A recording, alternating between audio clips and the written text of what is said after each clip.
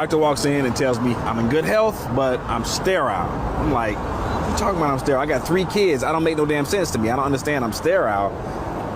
I don't know. It blows my mind. You know, I got 3 kids. One's 15, one's 12, one's 7. So I'm like, I don't understand that. So anyway, I go home and I just start thinking, it's gotta be my kids.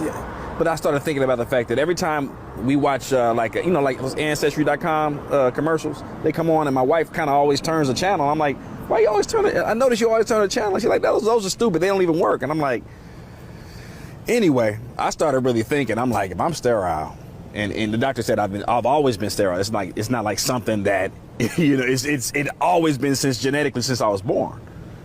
I started thinking, I'm like, man, I'm going to have to go ahead and get these kids tested. You know, I really didn't want to. I wanted to believe that my wife wouldn't do this to me, but I have to get my kids tested.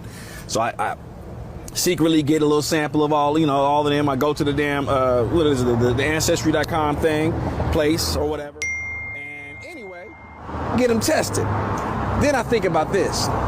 My wife got a birthday coming up. We got to throw this big birthday bash. We already been planned on it. So, basically I got the whole birthday bash planned.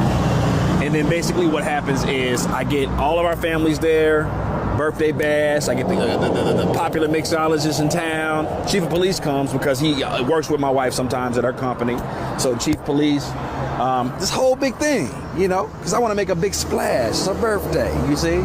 So what ends up happening at a certain point, we bring the big birthday cake out. You know those big birthday cakes you see on the movies? Got one of those big ones. And then I had a woman come out and she's holding up the sign that said, "You lying bee." And it blew everyone's mind. It blew her mind. What is this about? What is this about? And I was like, you know what? No, this is about? It's about the fact that this mixologist is his son. Hey, let meet your daddy right here. I straight up had to tell him, this is your dad. The chief of police, hey, this is so 15-year-old mixologist, that's his daddy. Chief police, 12-year-old, that's his daddy. And I was hurt. I was hurt. I was so hurt. I decided I just had to sleep in my car. Man, I couldn't be in this house. I couldn't be around her. Just all these lies. I've been raising these kids for 15 years. There's no way they're mine. They're not. I'm sterile. So basically, I just, I'm in my car, sleeping in my car, going to work, doing the normal thing I do. And I just was, running into different issues and felt the need that I needed to go. I really needed to go back to church. I just really wanted to do that.